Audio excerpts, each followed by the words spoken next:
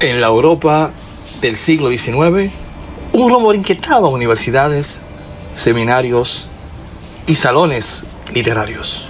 Que un joven profesor, casi desconocido, estaba preparando un ataque.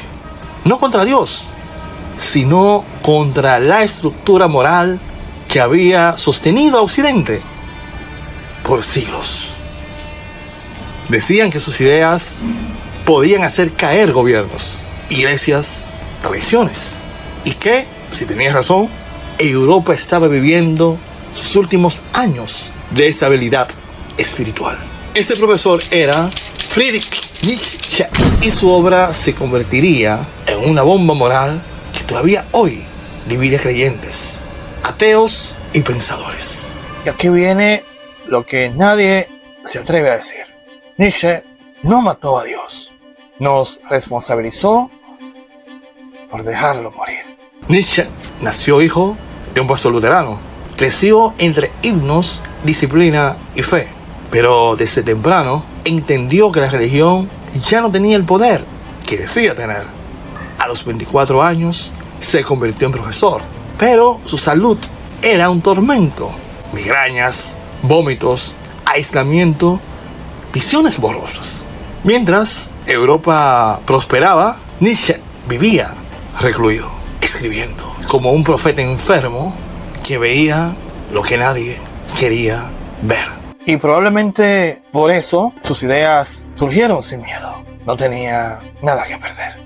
Para poder entender su frase más famosa, debes entender su época. La revolución industrial había cambiado el sentido de la vida. La ciencia desafiaba la Biblia. La moral cristiana seguía en los templos, pero ya no gobernaba las acciones de nadie.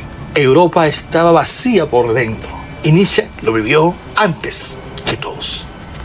Cuando escribió Dios ha muerto, no hablaba de teología, hablaba de una Europa que vivía sin valores reales, sin un centro moral, una sociedad poderosa, pero espiritualmente rota.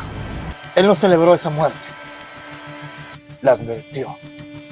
La polémica nació en la Gaia Ciencia y estalló en Así habló Zaratustra. Dios ha muerto y nosotros lo hemos matado. Europa creyó que Nietzsche celebraba el caos. La iglesia lo acusó de ser enemigo de la fe. Los ateos lo convirtieron en su bandera. Pero ambas partes se equivocaron. Nietzsche no atacó a Cristo, atacó la moral de culpabilidad, sumisión y resentimiento que Europa había construido encima de él. Para Nietzsche, el verdadero problema no era Dios, era una sociedad que vivía como si no lo necesitara, pero aún así pretendía creer. La controversia nunca fue contra la fe, fue contra la hipocresía. Así habló Zaratustra. Fue su obra más peligrosa. Él hablaba del Übermensch, el superhombre.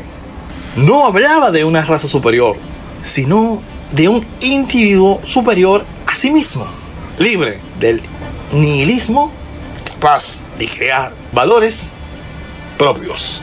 Pero Nietzsche cayó enfermo en 1889. Perdió la razón, quedó en silencio. Y fue allí donde ocurrió la tragedia. Su hermana Elizabeth, con intereses políticos, manipuló fragmentos de su obra.